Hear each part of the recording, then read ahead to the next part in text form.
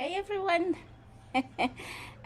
Those who know me, I love spontaneous inspirations, right? And I just went through Facebook yesterday, I think day before yesterday. I saw a celebration of Nurses Day, Midwife's Day, something like that, right? And sure, from seeing that, I thought of my grandmother. And I think 2 years ago, I created a Facebook page and I deleted it. I don't know why. It was called gogosina, Pearls of Wisdom. Hey, and I think lately, as I grow wiser, as I mature in my personal development journey, I refer a lot to my grandmother's gems, hence Pearls of Wisdom. There were choices that I had to make, and I was in the midst of confusion, and I stepped back and reflect and say, you know what? There were times where I was really spiritually not okay. I could not even communicate with God. And I will step back and reflect and say, what will Ukoko say? What will Ukoko recommend? And so on. And then I will make those wise decisions that will be in, e.g., in business. I will say no to things that everybody will think I'm crazy. And today I am so grateful. And I would say no to those things. And I will be at peace. And especially when, you need every little cent to move forward. And you will then say no to something that will bring 10 times of what you need. But be at peace. Fast forward 5 years later, I'm very grateful to so many doors that have been closed and to so many no's that I had to say no to. And I know in some instances, it did not make sense to my family. And now and then I kept on saying to my hubby, Sudi, I will make you proud one day. Trust me. I know it doesn't make sense. I know right now we are struggling. And I'm very grateful to have him as well, because I would say no and know that he will cover the other areas where I cannot reach. But back to my grandmother's story. So, during the coronavirus time, I'm sure we all took time to reflect about real stuff that matters the most, eh? And I think more than anything else is the Thanksgiving gratitude journey that I had the past few days. And I kept on saying, I'm grateful that this is how we were raised, referring to my grandmother, my grandfather, my mnganwami, and my mother, And I'll have a video specifically dedicated to my mnganwami, to my mother, and Kulwam. But today I want us to speak about my grandmother. And thank God with the technology as well, now that we can record.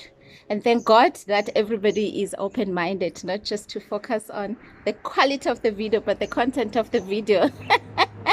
I think my family, they would say, Mommy, stop telling story. Just get to the point. Let me get to the point. When I was watching that Midwives Nurses Day here, I literally cried for more than 30 minutes. We know we have heroes in our communities that we take for granted, that we don't realize how significant they are until there will be this aha moment, e.g., in my case, come across this article that I had to really think about my grandmother. And those who know me, for the past few years after my grandmother passed, I kept on saying I would want to build an old age home in her memory, Edondon, right? I think it's been 5 or 6 years. Actually, the seed of the old age home was planted when my grandmother was still alive. Hey, my grandmother had a stroke, and we took her. Uhlele, she stayed in the hospital for 6 months, I think. And after that, she stayed with us, for therapy and everything for a year plus. And during that time, I said to her, Granny, you're not going back to Edondoni. You are gonna go stay with us. Dondoni from Pretoria is 300 kilometers, and trust me, every time when I used to go to my granny when she was alive every month, and also in between, every time I get a call that my granny is sick, if I have to drive Pretoria at 9 p.m., so be it, right? So based on that, I said to her, Granny, I would like us to be closer to Siazige Makai. And that is why my heart is so dear. I remember lately I've been saying to my hubby and to those that are close to me, but you know what? I think I've been serving enough in the Gauteng. I want to go back where I grew up and really be hands-on in Makaya, because us who grew up there, we know the problems better. And I think if we put our heads together with the leaders, they will understand our heart, where we're coming from, and that we are sincere anyway. So I said to my granny, Dondon. I'll make an example. If you have to phone for an ambulance, it will take hours or it doesn't come at all, So I want us to be closer so that when the need arises, we know we're just closer, And then, abantu abadala and amakhaya abo, my grandmother will say, oh no, Tanami, I'm so grateful for everything, but I can't leave umuzi kaBaba. She was so committed to umuzi kaBaba, So anyway, and we also spoke about, I remember when she was thanking me, my family, and my husband, and she said, you know what, my grandmother was also Tandazeli. I don't know what's that in English. You can correct me. A healer, spiritual healer, or whatever.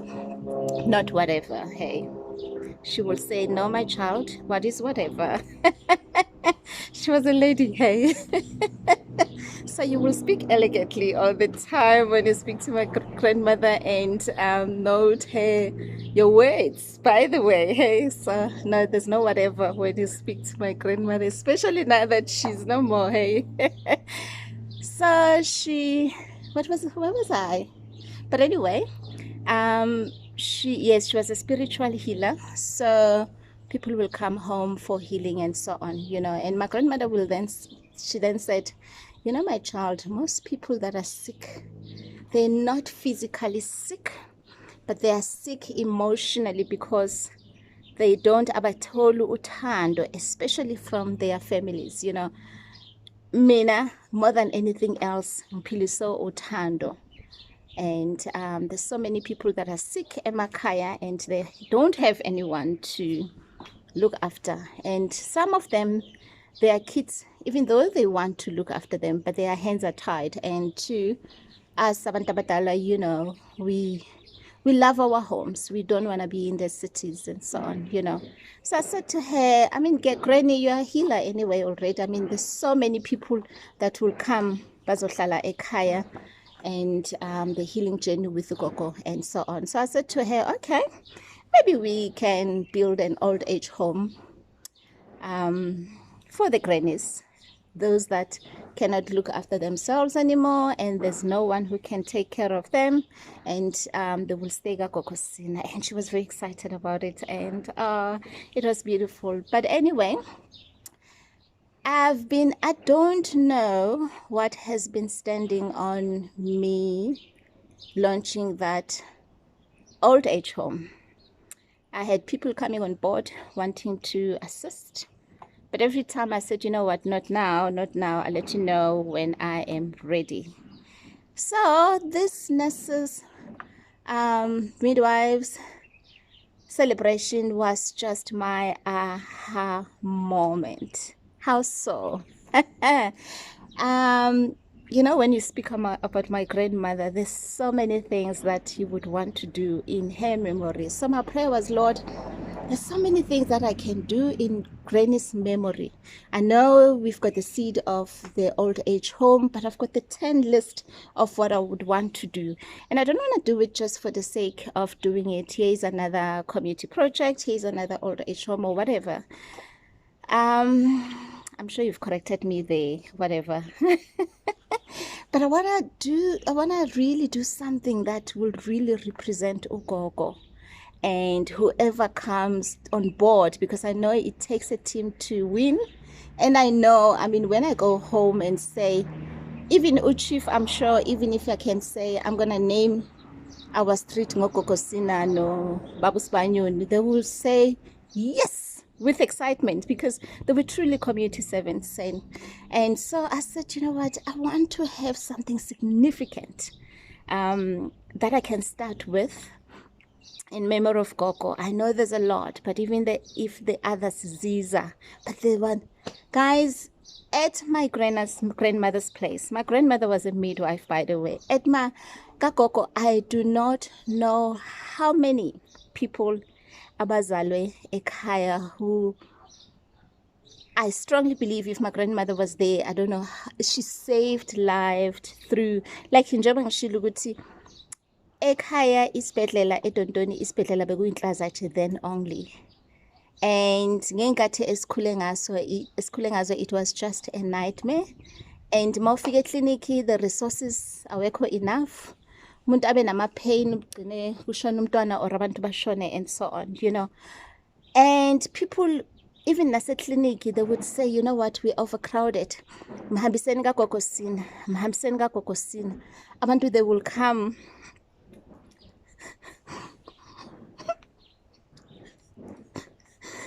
And oh dear, I did not even realize the significance of it then. And Gogo will wake us all up. Those abahlale ekhaya will understand how grateful I am. I did not know we were saving lives then. Gogo will wake us up.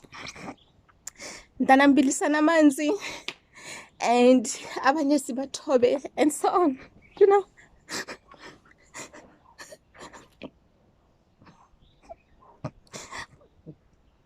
I think it's over 100 people abazalelwe ekhaya, and abaningi sebakhulile.